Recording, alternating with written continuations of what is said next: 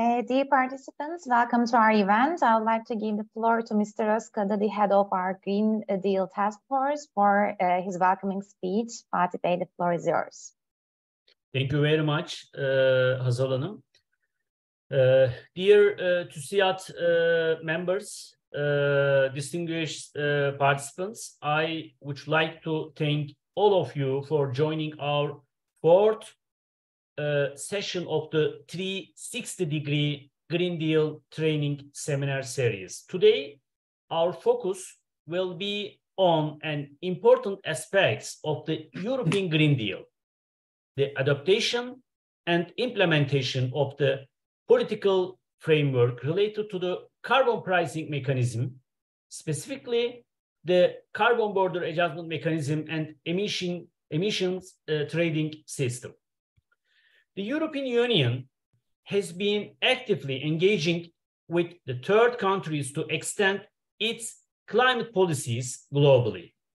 The CBDM is one such initiative aiming to address the risk of carbon leakage by placing a price on carbon-intensive imports.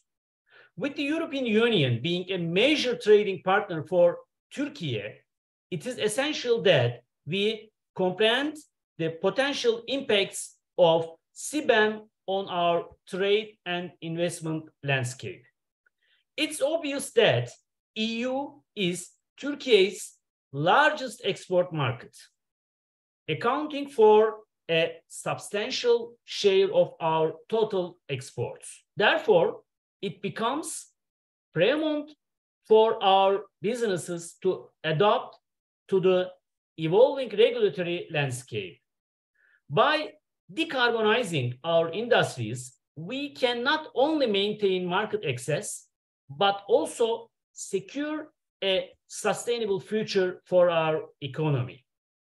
Furthermore, the CBDM presents an opportunity for Turkey to enhance its competitiveness in the global arena. As we focus on improving the environmental performance of our industries, we can differentiate our products by demonstrating their lower carbon footprint. This strategy will not only appeal to environmentally conscious consumers, but also facilitate access to markets that prioritize sustainable practices. Turning our attention to the emission trading system, we witness a mechanism that has successfully reduced greenhouse gas emissions within the European Union. This cap-and-trade system incentivizes industries to reduce their carbon footprint while providing flexibility for businesses to meet their emissions reduction targets. As you know, the ETS has proven its effectiveness in Europe, resulting in a decrease of 36% in emissions from stationary installations between 2005 and 2019. Encouragingly, Turkey has also begun to explore the potential of national ETS, illustrating our commitment to climate action. Aligning our emission reduction efforts with the EU's ETS will not only facilitate collaboration, but also ensure a level playing field for our businesses as they operate within a harmonized regulatory framework. EU is planning to establish modernization and innovation programs and social climate fund by raising money collected via ETS for development and implementation of innovative low carbon technologies and mitigate the impact of the climate initiatives on citizens. These are important reference tools for Turkey on the way to decarbonization in a fair and inclusive way. As we navigate the challenges posed by climate change, it is crucial to understand that CBDM and ETS are not mere hurdles for our economy, but rather catalysts for transformation.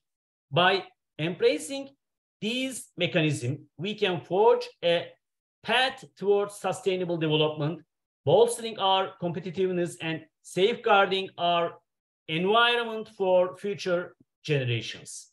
During this seminar, we will delve into latest developments and implications of CBAM and ETS for third countries from the tax perspective and discuss recommendations for aligning with the political framework for the European Green Deal.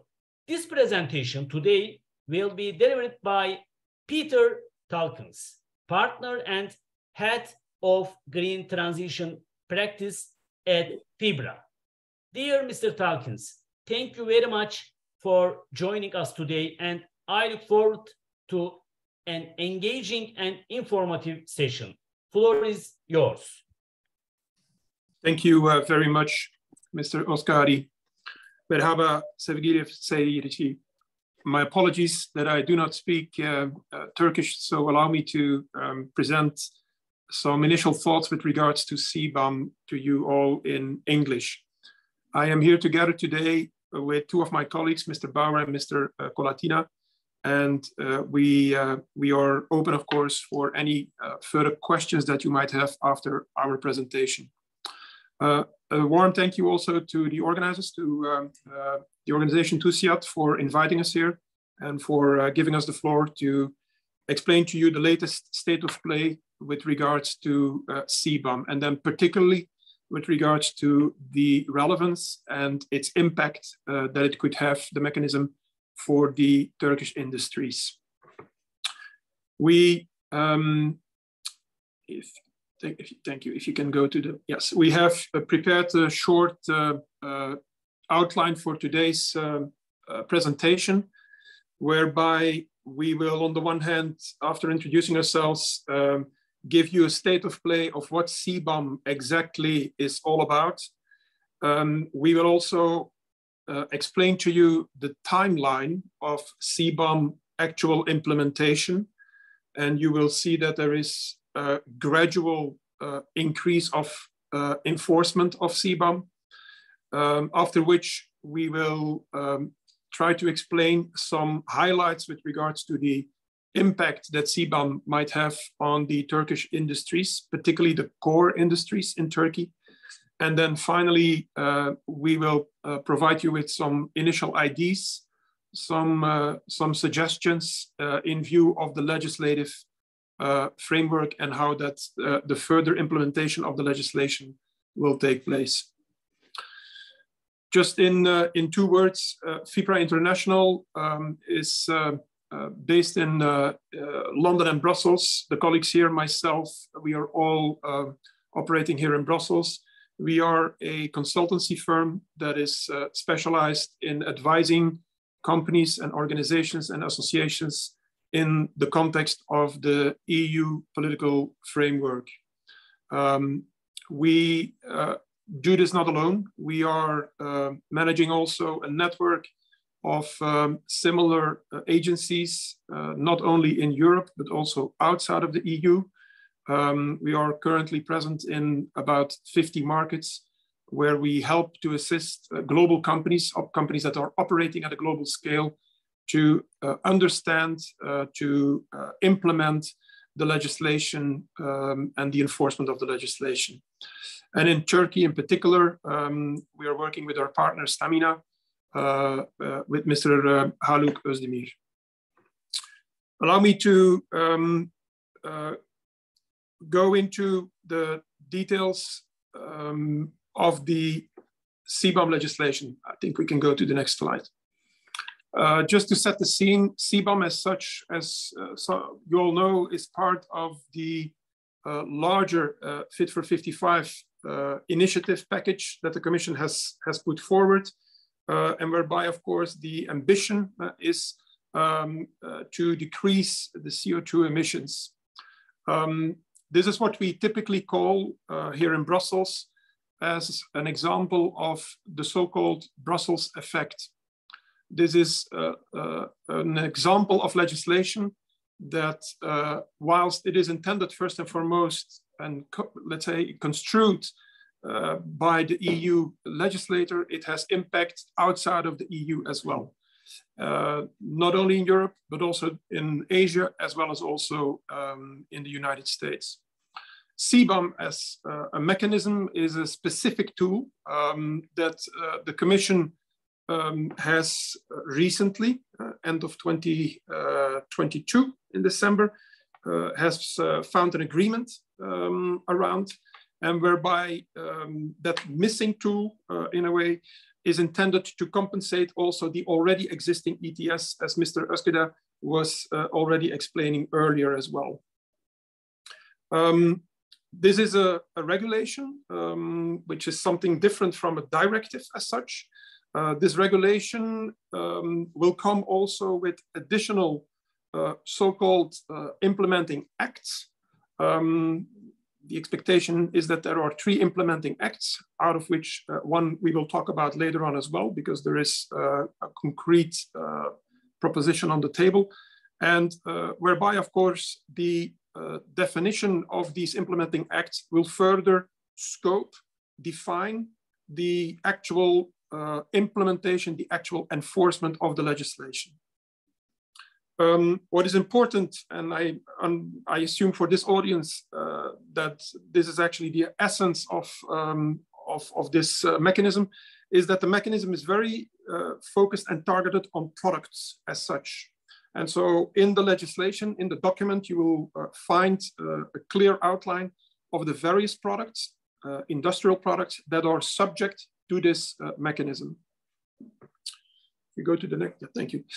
In terms of the overlining scope of CBDM, there is of course a mechanism that is run by, or supposedly run by an authority that the Commission will set up, and whereby the DG, in this case, the DG TAXUD, will become the competent authority or the responsible authority within the Commission services to not only install the scope of the mechanism, but also to enforce the mechanism.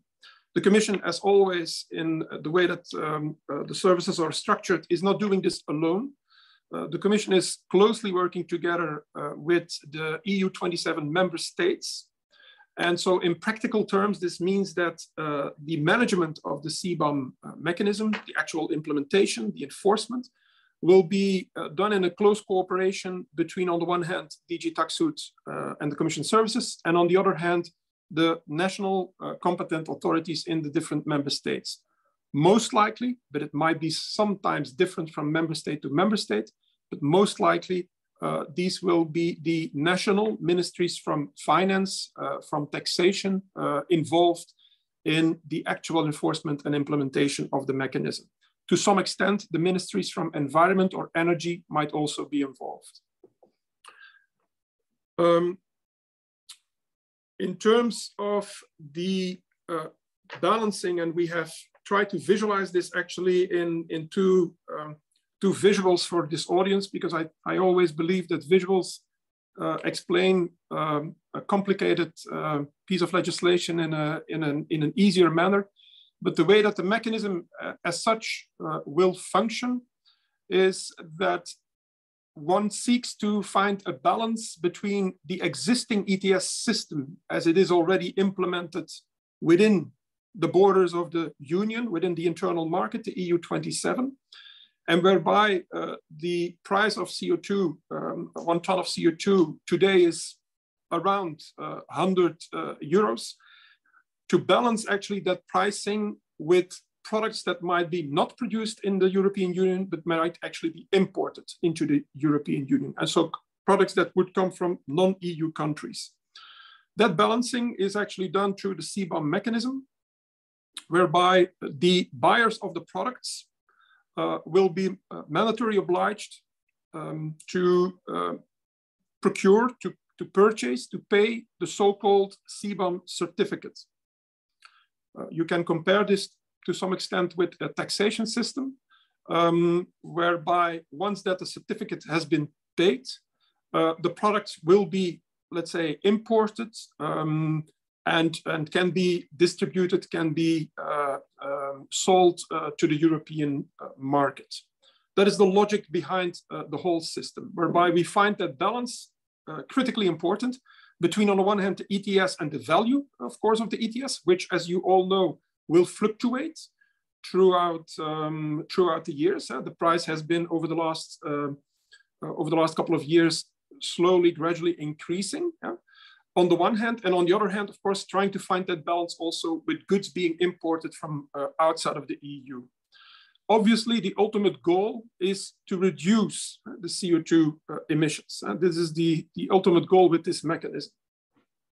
I visualized this here in another graph, just to make it clear what exactly the definitions stand for. On the one hand, ETS allowances, which is typically something that is applied for producers / products, goods inside the EU manufactured, versus the CBAM certificates, which is something that is actually paid for goods, for products that are imported from outside of the EU.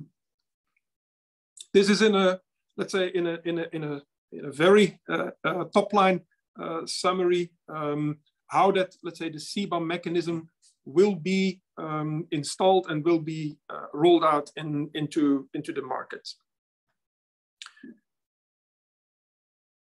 If we maybe go to the next slide in terms of the timeline, thank you.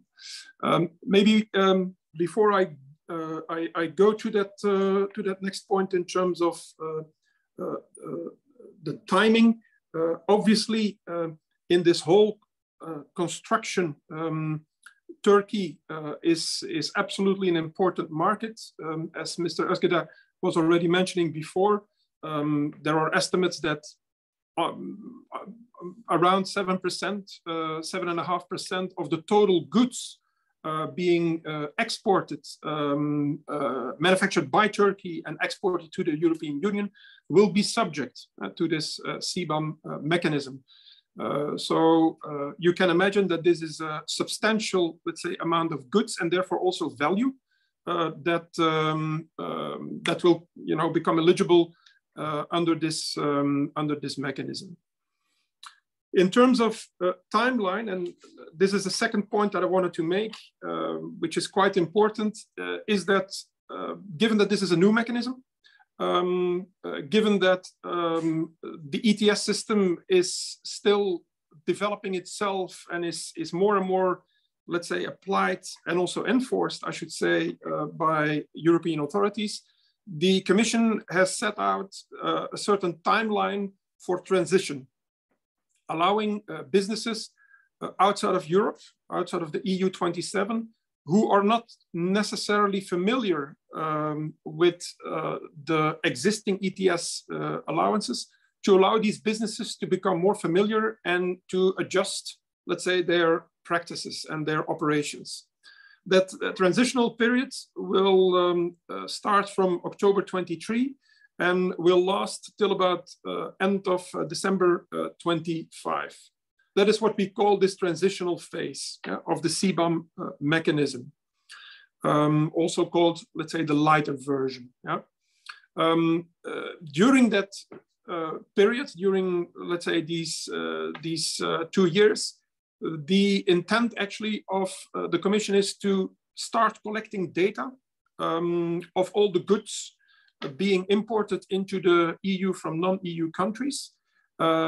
This collection of data will be done on the basis of reporting, and this reporting will be done expected on a quarterly basis, whereby typically from, let's say, January 24, which is in 6-7 months' time, the first reportings are supposedly to be expected.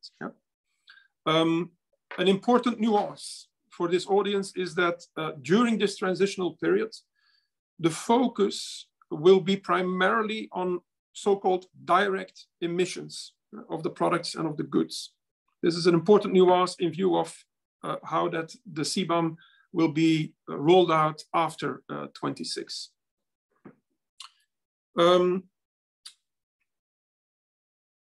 In terms of the next phase, and I think that we have that on our next slide, if All right. Yes, thank you. In terms of the next stage, after or from, I would say, January 26, the Commission intends actually that the mechanism will be implemented at full, let's say, at full speed, at full scope. Yeah. This, by the way, then actually means that the CBAM certificates will be almost one-on-one aligned with the actual carbon price. The reason why this transitional period was built in is exactly to allow that alignment on the pricing versus costs to grow gradually as close as possible. From 26 onwards, the expectation and also the ambition is that that alignment will be made happen. Moreover, and this is important, the certificates, of course, being purchased based on the goods being imported will be all collected into so-called declarations, annual declarations in this case, on those what we call CBAM activities by the companies involved. This, of course, has also implications for a company's accounting structures and operations, how that actually these CBAM declarations will be accrued and will be also registered. From 26 onwards, it is also clearly the intention of the Commission that the system, the mechanism will be enforced, much more stringent than during the transitional period. And so penalties for non-compliance or for failure will be put out and controls will happen. Of course, as I was explaining in the beginning in terms of the visual, the actual let's say control mechanism happens in the borders of the EU in that sense on member state level, whereby when the goods are imported in a given country, it's the country's responsibility first and foremost to apply that control mechanism. And of course, the countries are also required to report it back to the European Commission as well. This is, let's say, the way that, let's say, the timeline will be applied, how that the CBAM will be implemented. The transitional stage first till the end of 25, and from 26 onwards, a full implementation of the mechanism. And just to be clear, that full implementation, of course, will take also constantly in line with the actual ETS pricing. So if the pricing goes up or goes down, obviously the CBAM, the certificate pricing or cost should be aligned with that price of ETS. Yeah? In terms of the impact, because I wanted to also spend at least a couple of slides on what does this mean for industries outside of the EU, and then particularly for industries in Turkey. We have tried, and this is not an exhaustive list, just to be very clear, but we have tried to outline a number of industries which clearly will be impacted under the current rules of the CBAM mechanism. And you can see, let's say, the numbers here, they, in a way, they speak for themselves. But clearly, the aluminium and the steel industries or industrial activities are certainly substantially impacted by how that CBAM will be operated and how CBAM will be applied in the European Union. Maybe on the next slide, and we are happy to come back to those to this slide with regards to the industries, because I can imagine that the audience might maybe have certain questions with regards to a specific industry and how does that relate, or how does that, let's say, impact the actual operations. More than happy to come back to that in a minute in the questions. In terms of the impact and with a forward look, what I think is important, and I understand actually that the TÜSİAD organization has also taken the initiative to start working on this, is that the draft, as I was mentioning, the draft implementing regulation, the first one in a way, the baseline in a way, This is going to be an essential, let's say, piece of legislation, of additional legislation, where the methodology, the calculation methodology will be articulated, will be defined across, let's say, the different industries. Yeah? And of course, there is now also a moment from an industry association point of view, to provide, let's say, your comments, also your experiences on the basis of how your operations work and in how far that aligns with the methodology being proposed by the Commission. To be very concrete, there is actually a public consultation that is currently, I think, opened up by the Commission till the 11th of July, whereby the Commission is welcoming any sort of comments to take into account while finalizing then that implementing regulation. And of course, this implementing regulation as a baseline will be probably in the coming 2 years, by the end of 25, will be further adjusted, will be further aligned. We expect, or we anticipate, that in total three implementing legislations will be finalized by the Commission before the end of 25. So before actually the full implementation of CBAM starting from 26 will come into force. Because the methodology is an exercise whereby there will be certain moments of review, certain moments of change also required.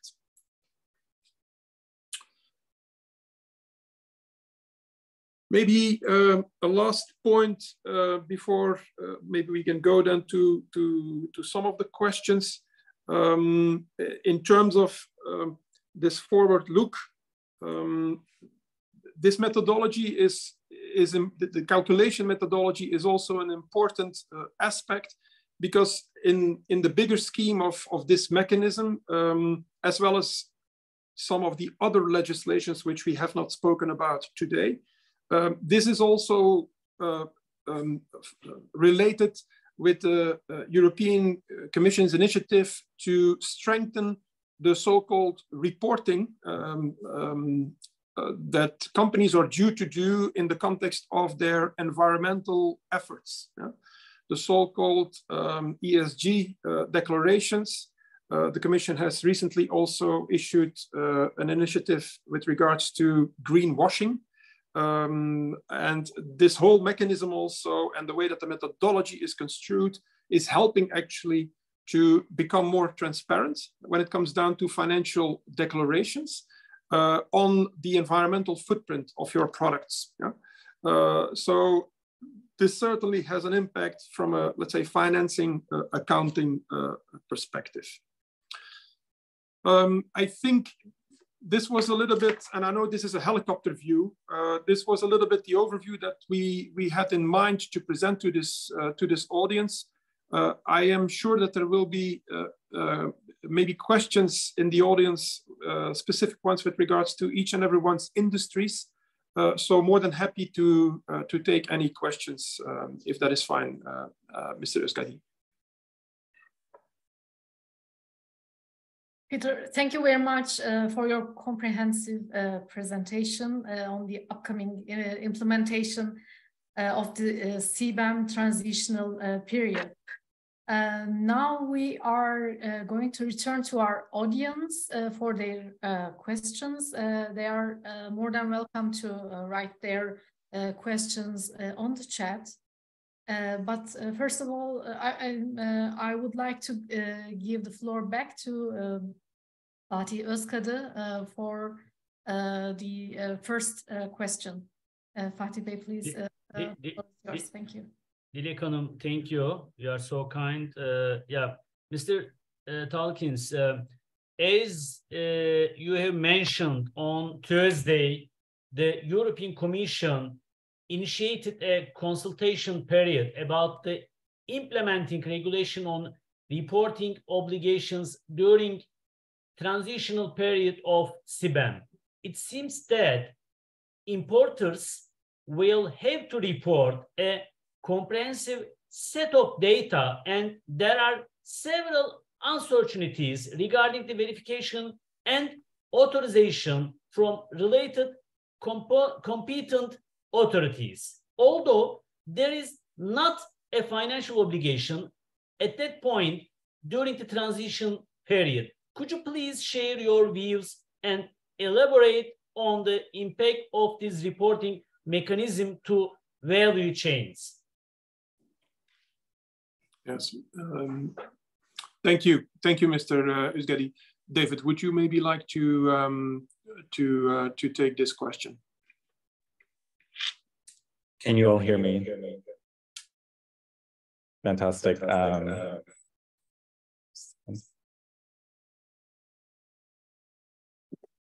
So merhaba and teşekkürler to TÜSİAD and Mr. Özgedi and the entire team for being here.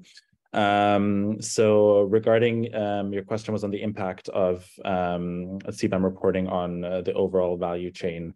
Well, as Mr. Tolkins mentioned before, the ideal goal is to have comprehensive reporting and comprehensive reporting requirements at the end of the transition period. So while at this beginning stage of the transition period, we still have kind of many loopholes, if you want, slash kind of much more generosity when it comes to, or leniency, if you want, in terms of reporting requirements. This is definitely going to change in 2026. So it is always good to have a forward look and to, as one might say, always anticipate the worst and to be better prepared in terms of reporting. And I think that this is a very important thing to keep in mind, to already start early. To even start including reporting requirements on issues that are not formally yet part of the transition framework, so that producers and institutions alike are prepared once 2026 comes around. Thank you, David. Then I will move forward with the questions from the audience. Here's a specific question about the authorized CBAM declarants. Could exporters of third countries apply to be an authorized CBAM declarant? Could they apply via their subsidiaries established in the EU countries to obtain authorized CBAM declarant title, or authorized CBAM declarants have to be totally independent entities or institutions?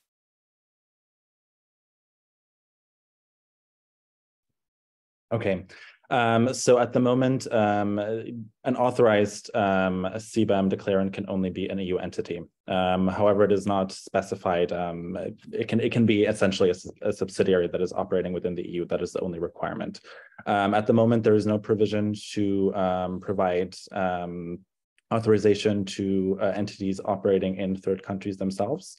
What I would note here is that this, of course, might change further down the line, and especially for Turkey, noting that Turkey is also part of the wider enlargement framework, and there's still a lot of discussion going on as to how to integrate and incorporate CBAM into the larger enlargement framework. So there's a potential for that to change. However, for now, important to note is that this is only going to apply to authorities operating within the European Union. And yes, subsidiaries fall into that category as well.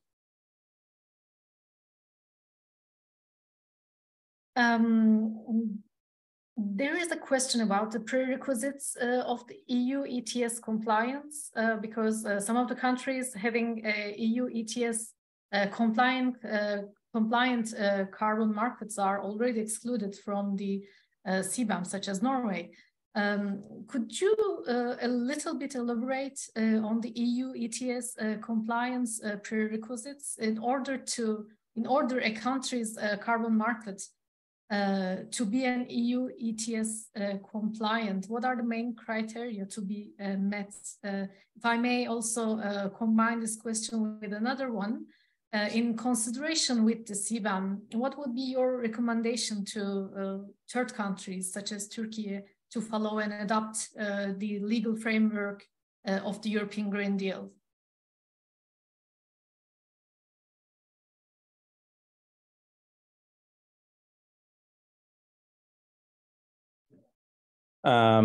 Yeah, so this is a very important aspect, actually. And So Norway and all European Economic Area, EEA countries such as Iceland, they are automatically already part by the EU ETS.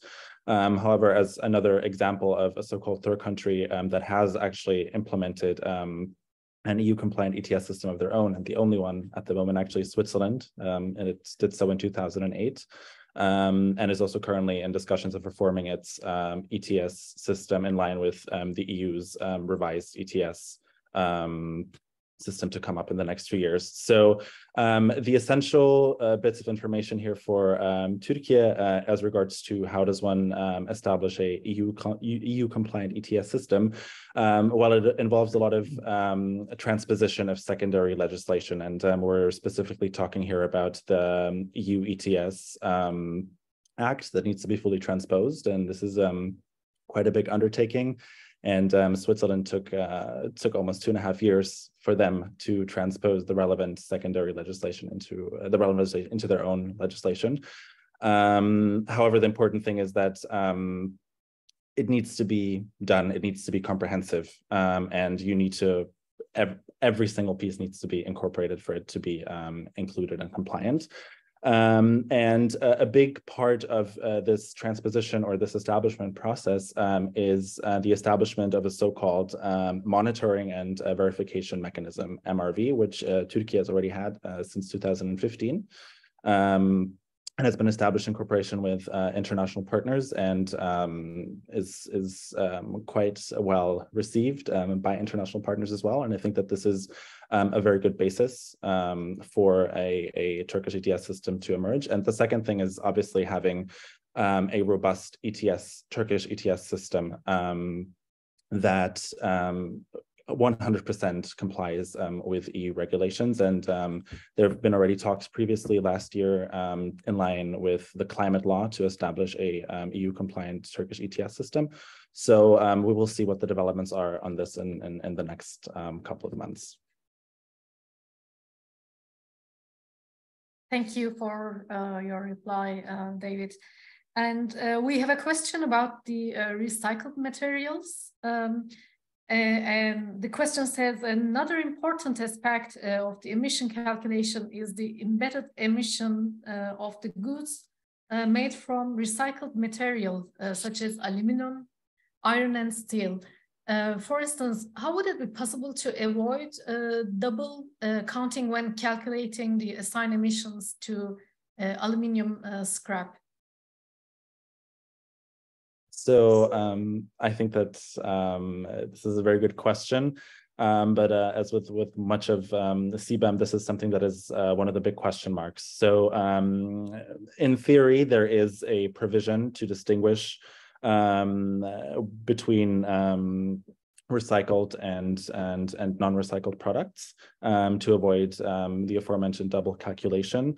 And this will, of course, be slightly different from sector to sector. So cement is going to be differently impacted by this than, for example, aluminium and steel. But especially with recycled aluminium, that is something that has been taken into consideration, and there will be a separate calculation method for that, indeed. And however, on this specifically, we've only just gotten with the draft that we got 2 days ago, kind of a bit more details on the calculation of direct and indirect emissions now in the transition period. That doesn't really specify for now exactly in terms of what will happen with recycled products. However, we anticipate that to be finalized in the upcoming period. And this is something that is definitely being taken into consideration by the Commission. Thank you very much, David, for efficiently replying the questions. Here is another one, a little bit detailed technical question about authorized CBAM declarants again. If the authorized CBAM declarant cannot declare the accurate amount of emissions embedded to the imported goods, what will happen? Will there be any additional fee or penalty which would be imposed on the CBAM certificates to be surrendered? So as Peter mentioned before, it is incredibly, the reporting exercise is something that is incredibly crucial. And this is why we have this transition period. And the Commission has made it abundantly clear that they will be meticulously following and observing the developments in this front. So the most important aspect is that everything is reported in the utmost of detail, because the penalties indeed, there are penalties for inaccurate reporting, and this can also come down to really minor mistakes. These minor mistakes, of course, should aim to be addressed now during the transitional period. However, the competent CBDM authorities in the national member states, they will be very, very meticulous, and especially now that we, in the kind of the global geopolitical situation that we're in, they will be following those reports very closely also in the context of analyzing trade flows. And yes, indeed, the penalties will apply in that situation as well.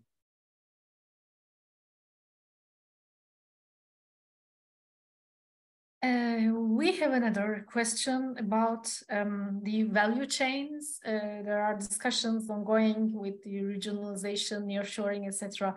The question says, today it is possible to observe regionalization or localization of some of the value chains.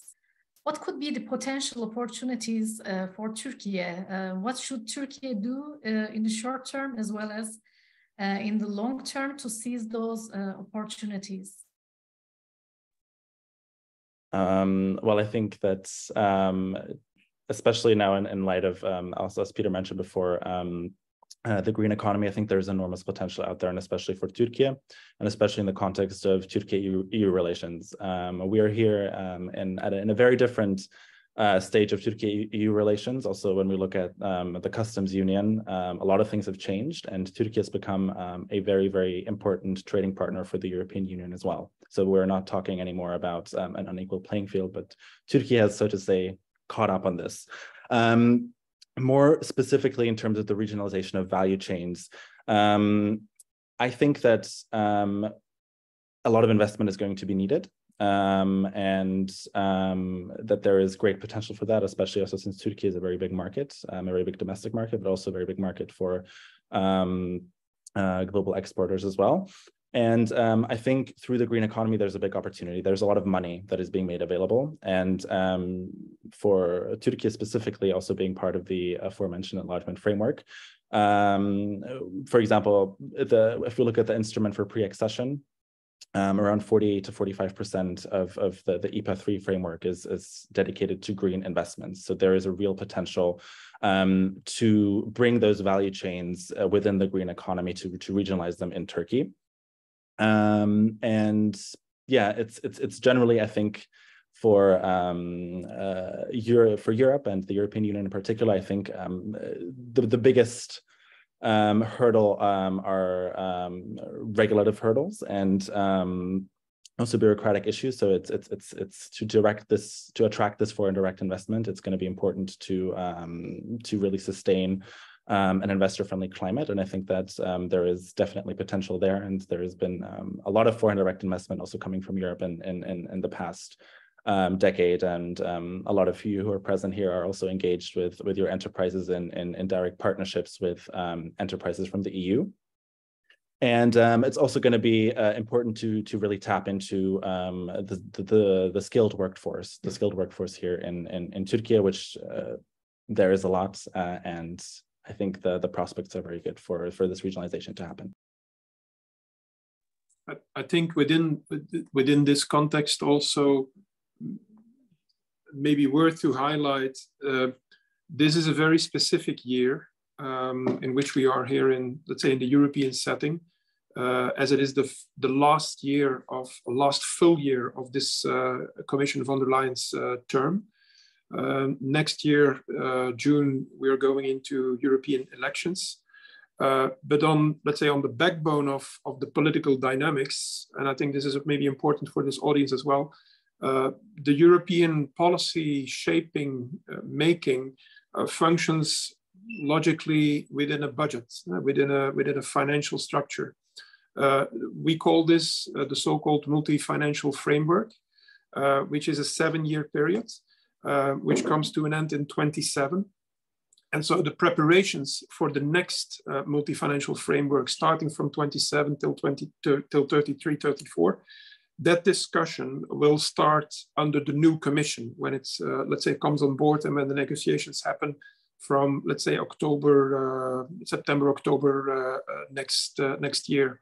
And so to David's earlier point, the focus of the next commission, whilst this one has been very much, let's say, explicit and some might even say over ambitious with putting out various sorts of legislations, the next commission for sure will be recognizing that there is a need also for substantial funding of all these initiatives, just to make sure that, let's say, the Green Deal as such can be sufficiently funded and realized in the end of the day. This might create also opportunities, especially for, I would say, a country like Turkey, and with the vast, let's say, impact that the country has from an exporting point of view.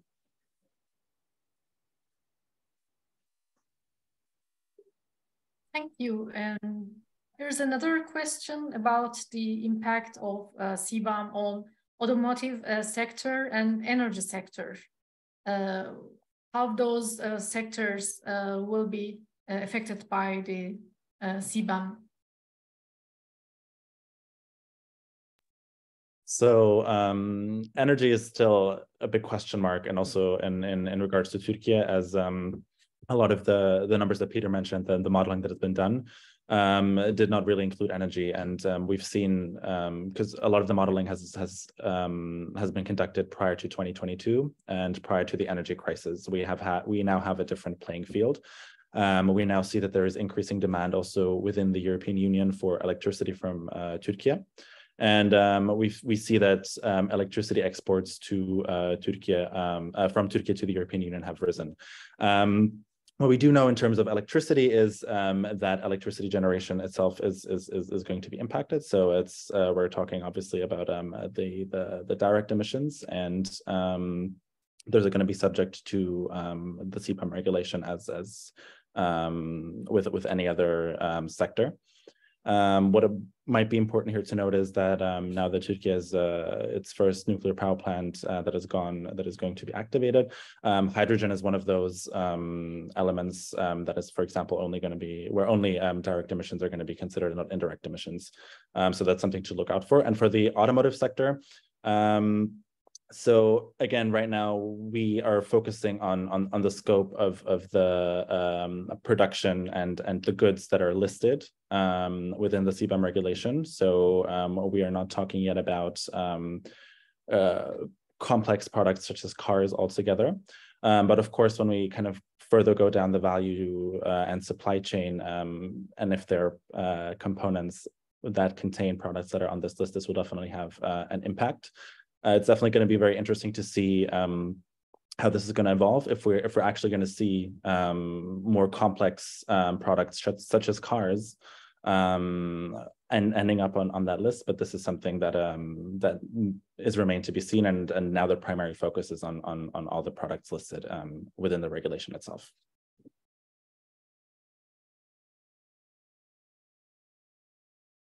Thank you for the reply. I will try to combine two questions coming from the audience. One of them is, could you explain how the ETS allowances will affect on CBAM certificates? Each sector and country are given different amount of allowances currently. What will be the reference for the third countries to buy the certificates? And ETS is calculated on a facility basis, whereas CBAM will be calculated on a product basis. Would it cause a problem, a complication, and how do you think that this could be resolved?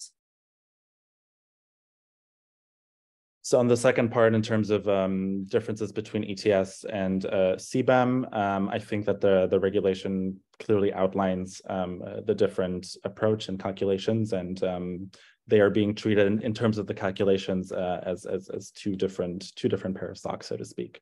So this is very clear cut, and there should not be any overlap, and especially for third countries in terms of differences between ETS and CBAM.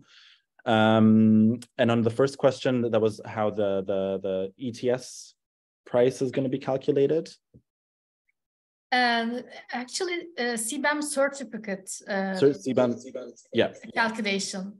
So in general, and I'm going to try to keep this as simple as possible, because the calculation part is in the infamous Annex 3 of the regulation is a bit scary. But basically, we're talking about embedded emissions. This is what is going to determine the price of the CBAM certificate. In this case, embedded emission in the definition implies so-called direct emissions, so emissions that are being that occur during direct emissions that occur during the direct production process, and indirect emissions that occur further down the supply chain. So when we talk about cement, for example, indirect emissions would include heating and cooling during the production process. And now, the way that it's calculated, so the way that we get to these embedded emissions is that we take the attributed emissions of the product, and we divide them by the quantity of the goods produced at the installation. This is kind of the general calculation, and this is also the EU model that needs to then be followed from next year onwards in terms of calculating. And as I mentioned before, there will be, in terms of embedded emissions and direct and indirect emissions, there are some exceptions. So, for example, iron, steel, aluminium, and hydrogen are only direct emissions are going to be considered. But of course, this is something that is evolving, and this is Annex 1A where they state those exceptions. And then there's also a differentiation between simple goods, complex goods, and a whole sort of other things, which basically pertains to how these goods are being produced and how simple or complex the value chain is, and then accordingly, the potential for emissions to arise during that process.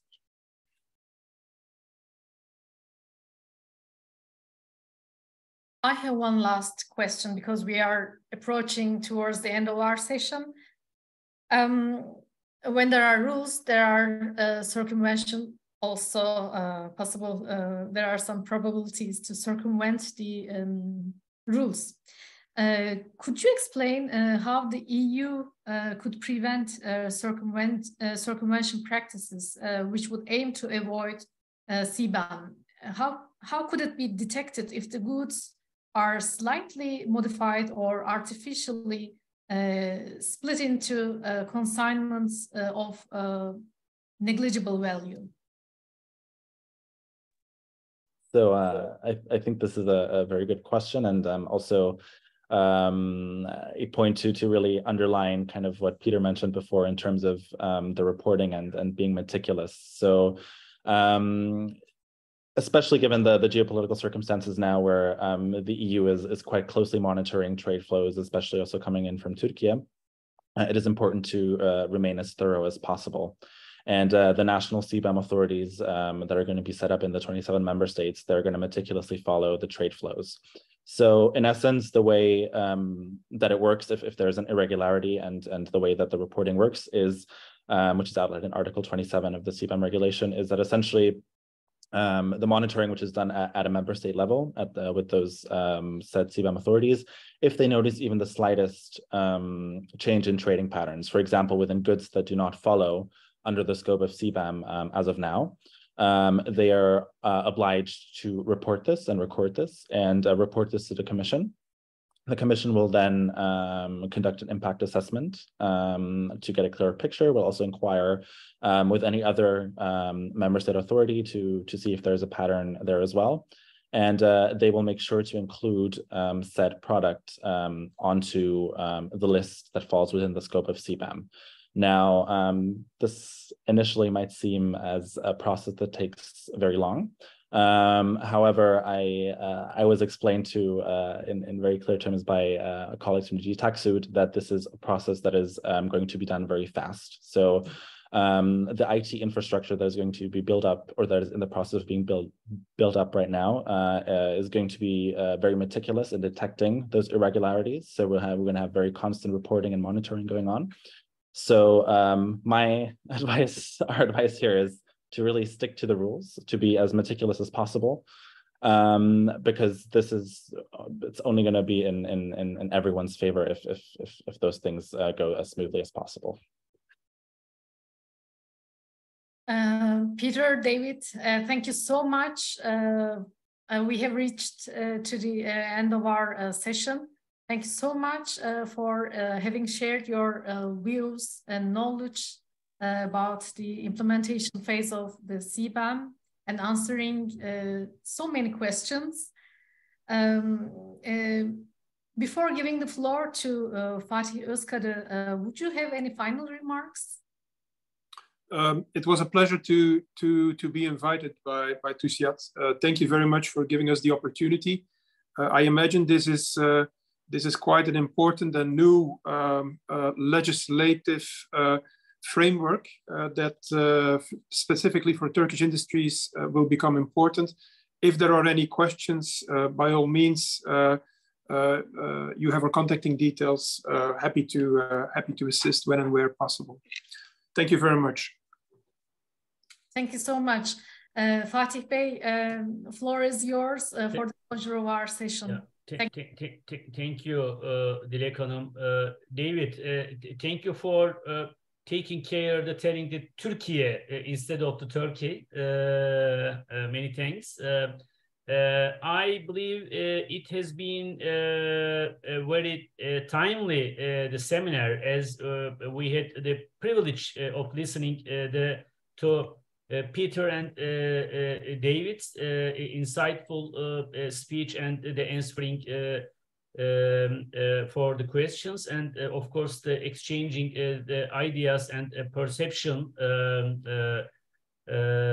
Thank you again for your great contribution, and thanks a lot for those who participated. It's highly appreciated. I wish a great weekend for all of you. Thank you. Thank you very much. Thank you very much. Thank you. Thank you. Bye-bye.